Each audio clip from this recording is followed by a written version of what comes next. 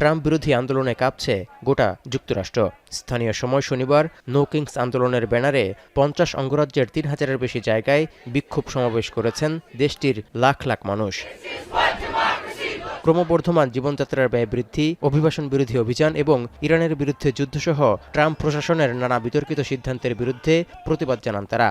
এ সময় Washington DC, new York, Los Angeles, Minnesota সহ গোটা দেশের গুরুত্বপূর্ণ শহরগুলোর রাস্তা প্রকম্পিত হয়েছে বিক্ষোভকারীদের পদচারণা ও ট্রাম্প বিরোধী স্লোগানে।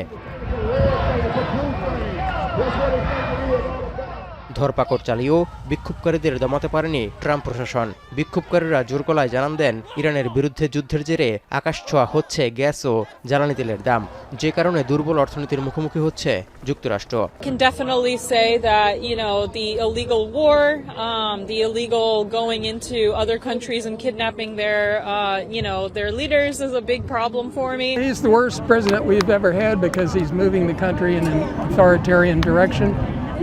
And a lot of the things that he's doing now are going to haunt us for a long time. Trump নির্বাহী ক্ষমতার অপব্যবহার করছেন এমন অভিযোগে হওয়া নো কিংস আন্দোলনে একাত্মতা প্রকাশ করে মিনেসোটায় মঞ্চ কাঁপাতে দেখা গেছে চলচ্চিত্র তারকা ও সঙ্গীত শিল্পীদেরও। গানে গানে ট্রাম্পের ফ্যাসিবাদ শাসনের বিরুদ্ধে সব শিল্পীদের নীরবতা ভাঙার আহ্বান জানানো হয়। মূলত অভিবাসন বিরোধী অভিযানের প্রতিবাদ থেকে গত বছরের জুনে ট্রাম্প বিরোধী নো কিংস আন্দোলনের সূত্রপাত। এরপর কয়েক দফা হয়েছে আন্দোলন। তবে 28 মার্চের এই বিক্ষোভ অতীতের রেকর্ড ভেঙেছে, কারণ গত অক্টোবরের বিক্ষোভে প্রায় 70 লাখ মানুষ হলেও এবার আরও বেশি বিক্ষোভকারী অংশ নিয়েছেন বলে দাবি আয়োজকদের।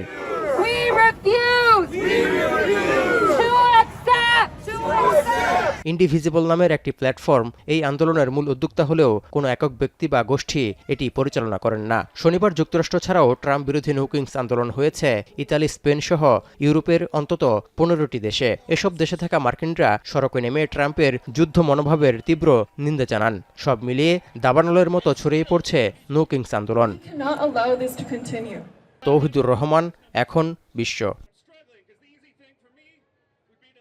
শিয়া বাটার ও ভিটামিন ই সমৃদ্ধ লিলি বিউটি সোপ, তারুণ্যময় উজ্জ্বল ত্বকের জন্য।